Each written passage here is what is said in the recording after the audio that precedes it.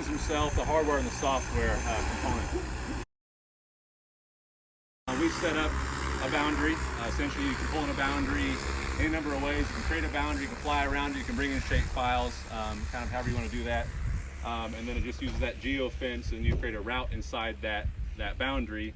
Add your obstacles, add your spacing, your height, your speed, your application rate, and then it uses, of course, GPS for its positioning, along with a few other components inside. You can hook it up to RTK for better accuracy. Then for the terrain following, it's using that little canister on the bottom. That's called a DVF imaging radar. That basically, just like any other radar, it sends out beams and then senses surfaces that are pinged back to it.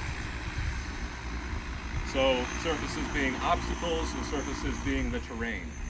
So it has terrain following capabilities. It can climb slopes up to 30 degrees natively without any pre-mapping, just using the radar.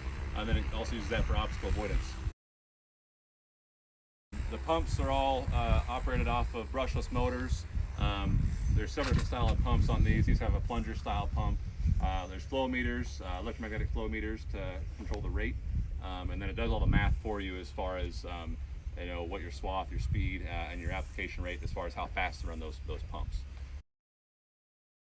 And we get asked a lot is, since these are battery operated, what's the battery like? How long does it last? What's the charge time?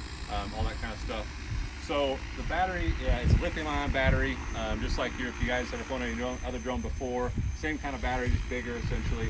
But they're set up to discharge rapidly and charge rapidly, since we are using these throughout the entire day. So the battery itself will only last, it's coming home right now, it just ran out. The battery itself will last only about 8 minutes whenever it's full, completely full, hovering with a full tank. But as you empty that tank out, reduces payload, which increases flight time. So we find that we can typically get 2 flights or 2 tank loads out of 1 battery charge on large fields. This system works the same way as far as the automation is concerned. There's a scale on the tank itself.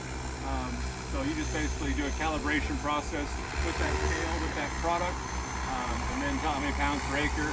You have to calibrate your swath width too. We find is typically at about a 15-foot height. This is like 12, I think, right here. 15-foot height to 20 foot, we tend to get about a 25-foot to 30-foot swath width.